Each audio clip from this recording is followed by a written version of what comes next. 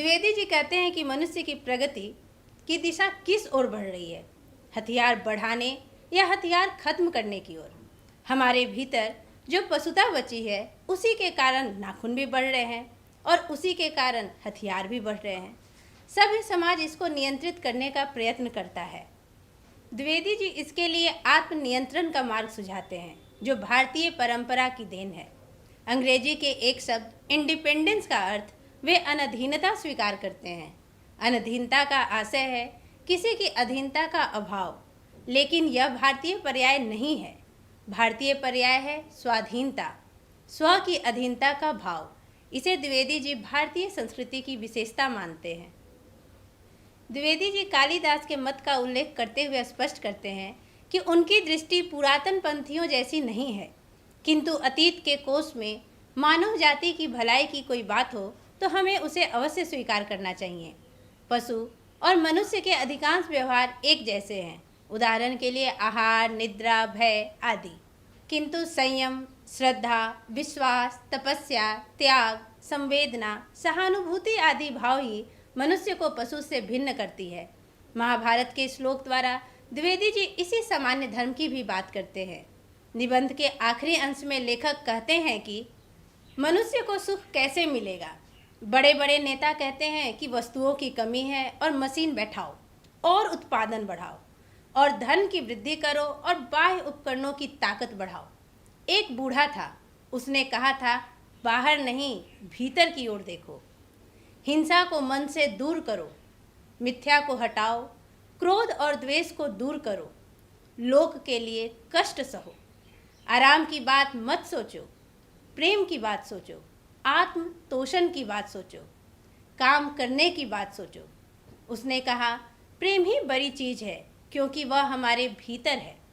उच्छृंखलता पशु की प्रवृत्ति है, स्व का बंधन मनुष्य का स्वभाव है। बूढ़े की बात अच्छी नहीं लगी, पता नहीं उसे गोली मार दी गई। आदमी के नाखून बढ़ने की प्रवृत्ति ही हावी हुई।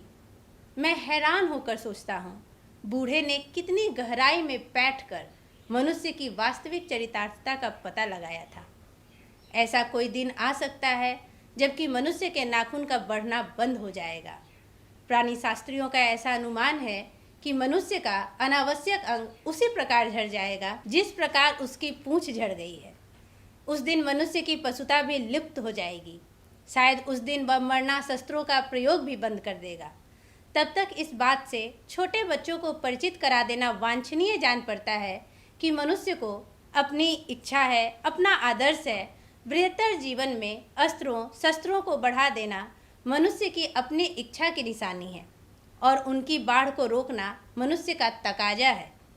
मनुष्य में जो घृणा है, जो अनायास बिना सिखाए आ जाती है, वह पशुत्व का द्योतक है और अपने को संयत रखना, दूसरे के मनोभावों का आदर करना मनुष्य का स्वधर्म है।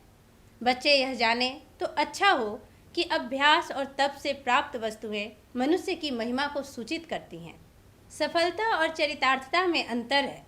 मनुष्य मरणास्त्रों के संचयन से, बाह्य उपकरणों के बाहुल्य से उस वस्तु को भी पा सकता है जिसे उसने बड़े आडंबर के साथ सफलता पूर्वक रखा है। परंतु मनुष्य की चरितार्थता प्रेम में है, मैत्री में है, त्याग में है, अपने को सबके लिए मंगल निःशेष भाव से देने में है। नाखून का बढ़ना मनुष्य की उस अंध सहजात वृत्ति का परिणाम है जो उसके जीवन में सफलता ले आना चाहती है। उसको काट देना उस स्वनिर्धारित आत्मबंधन का फल है जो उसे चरितार्थता की ओर ले जाती है। कमबख्त नाखून बढ़ते हैं तो बढ़े, मनुष्य उसे बढ़ने नहीं देगा। इस अंश में द्विवेदी जी महात्मा गांधी के विचारों से अवगत कराते हैं। मनुष्य की वास्तविक सफलता के आधार को गांधी जी ने गहराई से खोज लिया था। महात्मा गांधी ने सावधान किया था कि केवल बाहरी उन्नति पर्याप्त नहीं है, अपने भीतर के क्रोध को नष्ट करना होगा। मन से हिंसा, क्रोध, द्वेष और असत्य को दूर करना और दूसरों के लिए जीना होगा। लेकिन जिनके मन में दूषित भाव व्याप्त थे, उन्होंने उनकी हत्या कर दी। लेखक कहते हैं कि हो सकता है किसी दिन नाखून का बढ़ना बंद हो जाए, क्योंकि जो हमारे लिए जरूरी नहीं है प्रकृति उसे हमेशा अलग कर देती है। जैसे पूंछ, हो सकता है किसी दिन मनुष्य विध्वंसकारी अस्त्रों शस्त्रों का निर्माण बंद कर दे, लेकिन जब तक ऐसा नहीं होता है तब तक हमें बच्चों को सिखाना होगा कि नाखून का बढ़ना पशुता की निशानी है, उसको बढ़ते देना मनुष्य का आदर्श नहीं है। इसी तरह हथियारों की बढ़ोतरी हमारी पशुता की निशानी है और उनको कम करने की इच्छा रखना हमारी मनुष्यता का प्रमाण है। हमें अपने मनुष्य होने की पहचान को नहीं भूलना चाहिए। आशा है बच्चों, अब आप इस निबंध को अच्छी तरह समझ गए होंगे।